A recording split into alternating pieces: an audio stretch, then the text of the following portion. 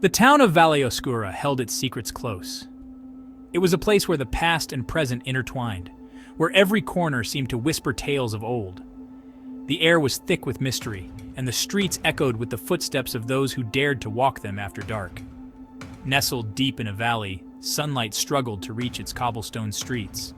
The dense forest surrounding the town acted like a barrier, keeping the light at bay and casting long, eerie shadows that danced with the wind. The few rays that did manage to break through were weak and fleeting, adding to the town's perpetual gloom. Whispers followed the shadows, whispers of the shadow collector. These whispers were carried by the wind, slipping through cracks in doors and windows, filling the hearts of the townsfolk with dread. The shadow collector was more than just a legend. He was a presence that everyone felt, but no one could see.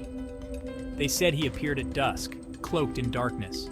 As the sun dipped below the horizon, the town would hold its breath, waiting for the inevitable appearance of the cloaked figure.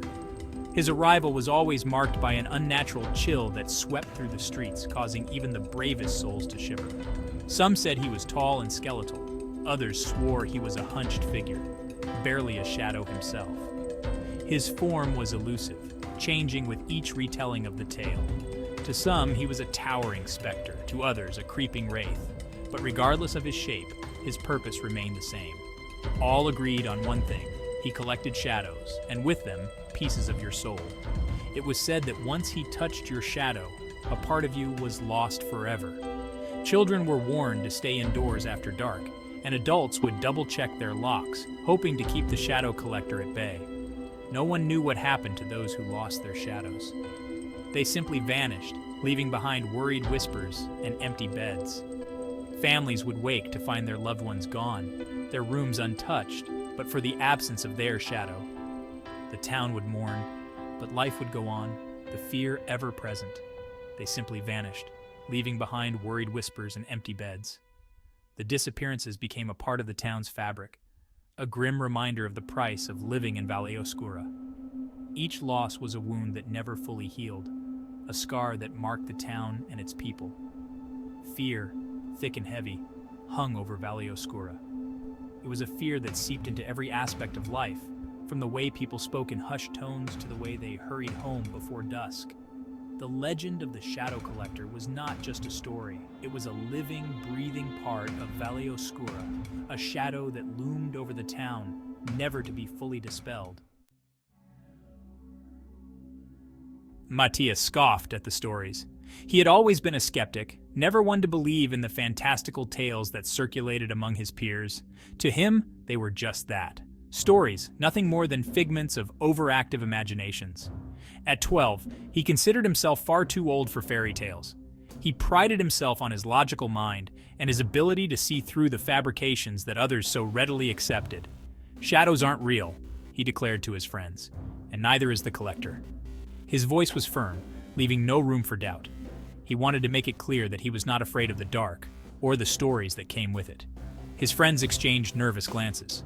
They had heard the stories from their older siblings and even from some adults who swore they were true.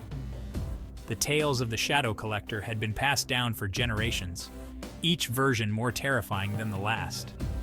They knew better than to tempt fate.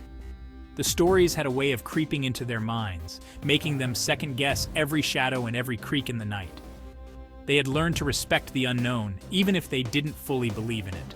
But Mattia, fueled by youthful bravado, refused to listen. He was determined to prove that there was nothing to fear, that the stories were just that, stories. His confidence was unshakable, and he was ready to take on whatever challenge lay ahead. He would prove them wrong, he decided. He would show them that there was no such thing as the shadow collector, and that the darkness held no real danger. His mind was made up, and there was no turning back. He would face the shadow collector. The very thought sent a thrill through him, a mix of excitement and defiance. He was ready to confront the legend head-on and put an end to the fear that gripped his friends.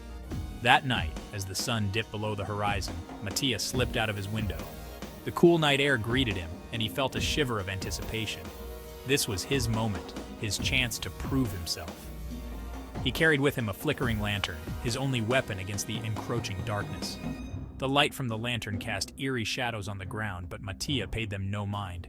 He was focused on his goal. Tonight, he would debunk the legend. He would walk through the darkest parts of the forest, where the stories said the shadow collector lurked, and he would return unscathed.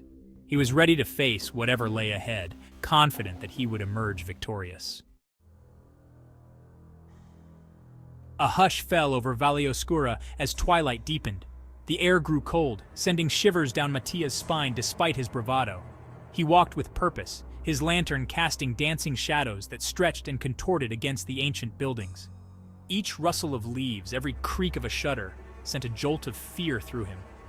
He told himself it was just the wind, but the shadows seemed to whisper his name, urging him forward. He was committed now, fear a bitter taste in his mouth. The path to the old forest was well worn, a testament to the morbid curiosity the legend inspired. Mattia hesitated at the edge of the trees. The darkness here felt different, heavier, as if the shadows themselves held their breath. He entered the woods, his lantern a meager defense against the oppressive gloom. The trees, gnarled and ancient, reached out like skeletal fingers, their leaves rustling like whispers in the growing darkness. Then he saw it, a clearing bathed in an unnatural silver light, and in the center a figure, tall and impossibly thin. It stood as still as a statue, its features obscured by a wide-brimmed hat. Mattia's breath caught in his throat. The lantern slipped from his grasp, plunging him into near darkness. He stumbled back, heart pounding against his ribs, fear a living thing inside him. "Who's there?" he stammered, his voice barely a whisper. The figure did not move, but the shadows around it seemed to writhe and pulse. A raspy voice, cold as the grave, cut through the silence. "You do not believe in me, child?" The figure took a step closer, and Mattia swore the air grew colder. He tried to speak, but fear stole his voice. He could only shake his head, his eyes fixed on the approaching figure. The shadows around him danced and swirled, as if alive. "Pity," the voice rasped, closer now. "For seeing is believing." The figure reached out, a long skeletal hand emerging from the folds of its cloak. Mattia screamed and squeezed his eyes shut, bracing for the touch he knew would steal more than just his shadow, but the touch never came. He opened his eyes, heart still hammering against his ribs. The clearing was empty. The figure was gone. Only the wind remained, rustling the leaves and whispering his name. Mattia stumbled back to Valleoscura, fear a cold fist clutching at his heart. He didn't remember running, but his lungs burned and his legs screamed for rest. He had to tell someone, had to warn them, but when he reached the edge of town, he was met with a sight that chilled him to the bone. The streets were draped in black crepe. The townspeople moved like ghosts, their faces pale and drawn with grief. He found his parents in their darkened home, their faces etched with worry. "Mattia!" his mother cried, pulling him into a tight embrace. "Where have you been? We were so worried." He pushed away, his voice hoarse with terror. "The collector!" he gasped. "I saw him! He's real!" His words were met with a chilling silence. His father knelt before him, his face grave. "Mattia," he said softly, "tell us everything." And so he did, spilling out the tale of the clearing, the figure, the voice as cold as the grave. His parents listened patiently, but when he was finished, a look of dread passed between them. They had heard stories like this before, tales of the collector, a figure shrouded in mystery and fear. The stories were always dismissed as mere legends, but now, hearing it from their own child, the fear felt all too real. "Mattia," his mother said gently, "are you sure you saw the collector?" Her voice trembled slightly, betraying her attempt to stay calm. She had always been the rock of the family, the one who soothed fears and dispelled nightmares. But this was different. This was something she couldn't easily explain away. "Yes," he insisted. "It was him. I know it was." His eyes were wide with conviction, his small hands clenched into fists. He described the figure in detail, the dark cloak, the hollow eyes, the way it seemed to glide rather than walk. Every word he spoke painted a picture of terror that was hard to ignore. But even as he spoke, doubt began to creep into his mind. Had it been real? He replayed the events in his head, trying to separate reality from the shadows that played tricks on his mind. The more he thought about it, the more uncertain he became. What if it was just a nightmare, a product of his overactive imagination? Or just a figment of his imagination, fueled by fear and the darkness? The room had been so dark, the shadows so deep. It was easy to see how his mind could have conjured up such a terrifying image. But the fear he felt was real, and that was something he couldn't shake off. They searched his room, his bed neatly made, untouched. Everything was in its place, as if he had never been there. The toys were neatly arranged, the books stacked on the shelf. There was no sign of a struggle, no indication that anything out of the ordinary had happened.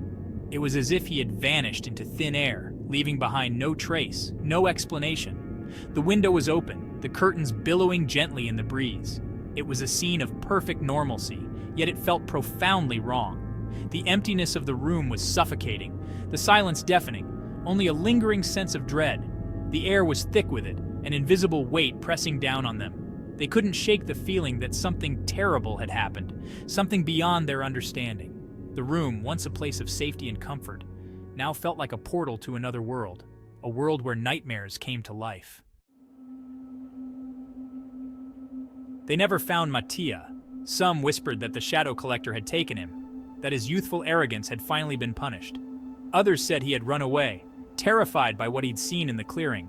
The truth, like the shadows themselves, remained elusive. But one thing was certain: the legend of the shadow collector lived on, a chilling reminder that some things are best left undisturbed. And in the heart of Valleoscura, the shadows seemed to lengthen, whispering a name on the wind.